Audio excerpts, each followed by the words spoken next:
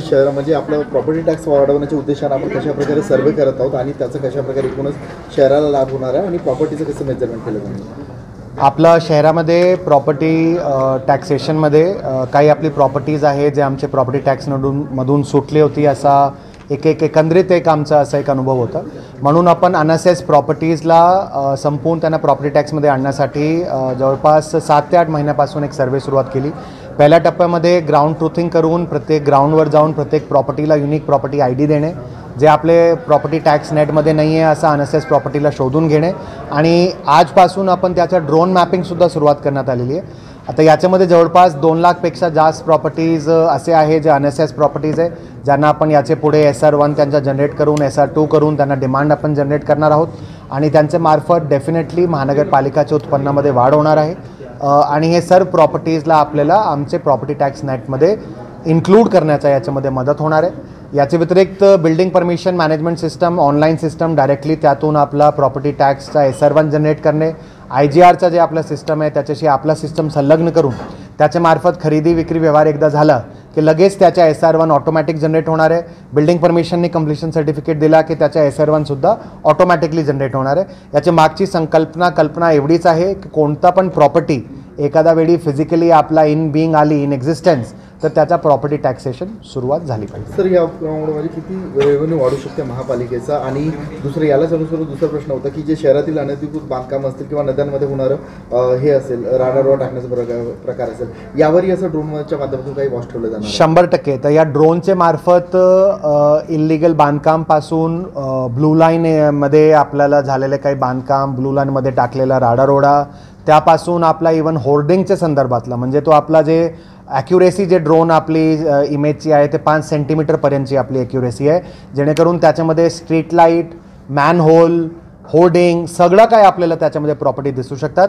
Smart सिटीमध्ये एटॉसचे मार्फत जे आपला एक प्रोजेक्ट करण्यात आला होता ज्याच्यामध्ये लायडार सर्वे करण्यात आला होता. लायडार सर्वे म्हणजे तुमचं असं व्हर्टिकल एलिव्हेशन आपल्याला दिसतात, ड्रोनमध्ये तुमचं असं हॉरिझॉन्टल एलिव्हेशन आपल्याला दिसतात.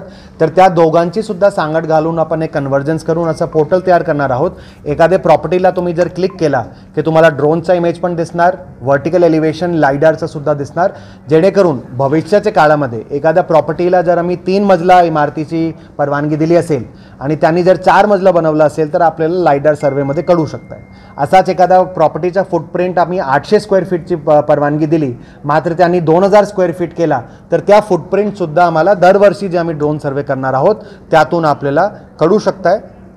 तर माझी सर्व शहरवासियांना विनंती राहील की त्यांनी आपला बिल्डिंग परमिशन घेऊन लीगल बांधकाम करावं आणि याचे पुढे आम्ही जे सर्व आपले हे जे अनअसेस्ड जे आपली प्रॉपर्टीज आहे त्यांना आपण प्रॉपर्टी टॅक्स नेटमध्ये इन्क्लूड करणार आहोत. सर महापालिकेच्या जिजामाता हॉस्पिटलच्या कर्मचाऱ्यांवर आरोप करण्यात आला की त्यांनी आर्थिक गैरव्यवहार केले, या प्रकरणाची चौकशी करण्यात आली आहे का आणि काय निष्पन्न झालं? याच्यामध्ये आपण स्पेशल ऑडिट साठी इंटरनल ऑडिटर जे आमचे असतात त्यांच्यामार्फत एक चौकशी ऑलरेडी नेमली आहे. त्यांना जवळपास 10 ते 15 दिवसाचा आम्ही वेळ दिला आहे. ती चौकशी रिपोर्ट आल्यानंतर जे काही रिक्सर त्याच्यामध्ये जर काही आपल्याला उणीवा, काही गॅप्स, काही ओमिशन कमिशन दिसला त्याप्रमाणे याच्यामध्ये कारवाई करण्यात येणार आहे. सर आरोग्य म्हणजे खात्यातील म्हणजे टेंडरच्या विषयी काही ईडीचं नोटीस वगैरे आलं आहे का गुन्हा दाखल करण्यासाठी? रयत विद्यार्थी परिषदेला एक आलेलं आहे. माझेपर्यंत अजून नाही आलं आहे. मी पण आज बातमी वाचली आहे. आमच्याकडे ऑफिशियल कम्युनिकेशन आला की आम्ही तुम्हाला काही कळवू शकतो त्याच्यामध्ये. सर पिंपरी चिंचवड महानगरपालिकेच्या आपल्या शाळा आहेत, प्राथमिक आहे, पण तिथं शिक्षक कमी आहे आणि तुम्ही जे आव्हान केलं होतं की बाबा विद्यार्थी जे आपल्याकडे येतात त्यांना चांगलं आपण शिक्षण देऊ, तर तुमच्या आव्हानाला अनुसरून बरेच पालकांनी जवळजवळ एका तुकडीमध्ये 100च्या अधिक आहेत पण शिक्षक नाही.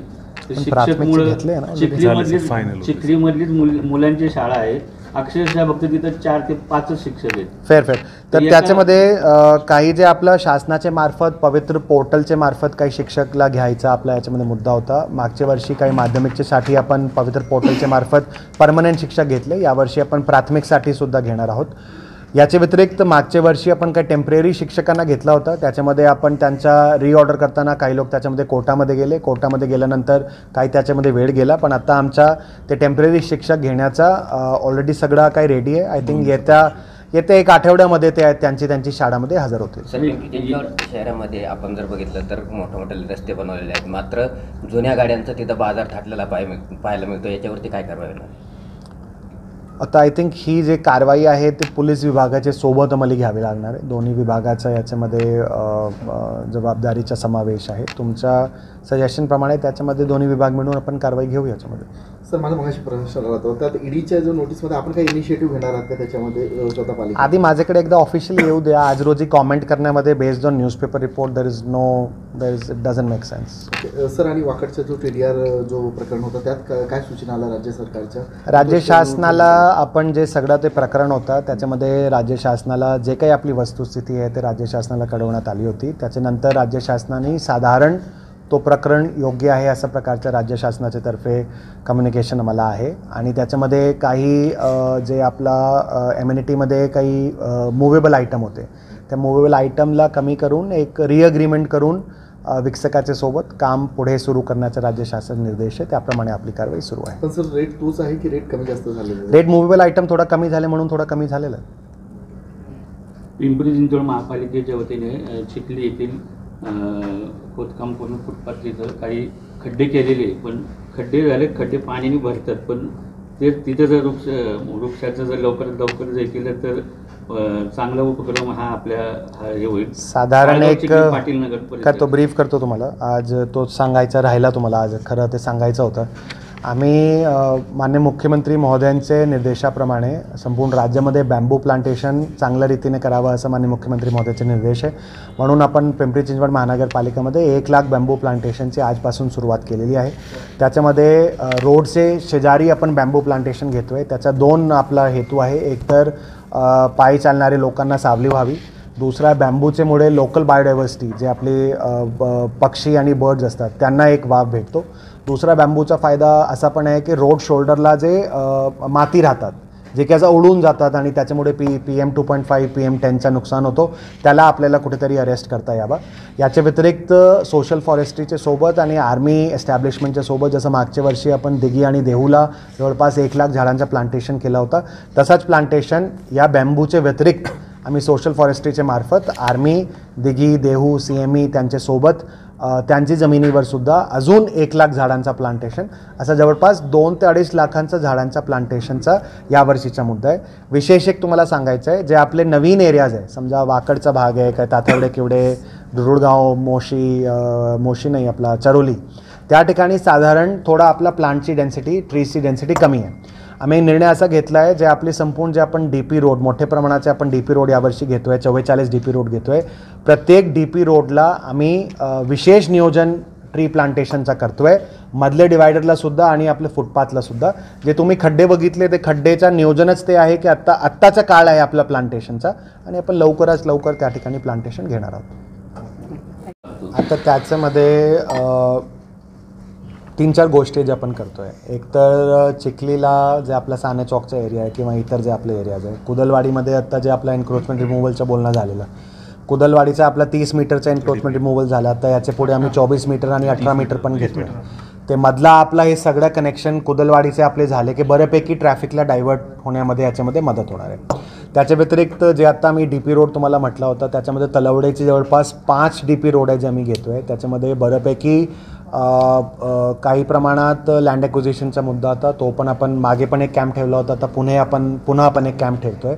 त्याच्यामध्ये लोकांचा प्रतिसाद आता चांगला भेटतो आहे. तो आपला एक काम सुरुवात जर झाली तर पुन्हा कॅनबे चौकचा एरिया, साने चौकचा एरिया, हे सगळे जे आपले एरियाज आहे त्यांना थोडासा आपलं डिकंजेस्ट करण्यामध्ये मदत होणार आहे. आज रोजी जे कंजेशन आहे ते मधले DP रोड पूर्ण न झाल्यामुळे प्रत्येक माणसाला त्या चौकाकडे जायची गरज नाही, तरी पण त्याला जावं लागतो आहे. त्याला आपण ॲड्रेस करण्यामध्ये 100% पाऊल उचलतो आहे. मागे आपण खूप मोठ्या प्रमाणात कुदलवाडीमध्ये कारवाई केली होती 30 मीटरला. आता आपण पुढची कारवाई 24 मीटर आणि 18 मीटरला 100% ती कारवाई आपण DP रोडची करणार आहोत. नाही ते पण जड वाहतूक काही तिथं थांबत नाही. बघा कसं आहे, आपला शहराचा जे कॅरेक्टर आहे तो मिक्स कॅरेक्टर आहे. म्हणजे आपण इंडस्ट्रियल टाउन म्हणून ज्या अर्थी फेमस आहोत, त्या अर्थी इंडस्ट्रियल टाउनमध्ये जड वाहतूकची जी आपली वर्दळ आहे ते नेहमी आपल्या इंडस्ट्रियल टाउनमध्ये असतो. पण तुमचं जे सजेशन आहे ते थोडासा पोलीस विभागाच्या सोबत सुद्धा RTOच्या सोबत आम्ही चर्चा करू आणि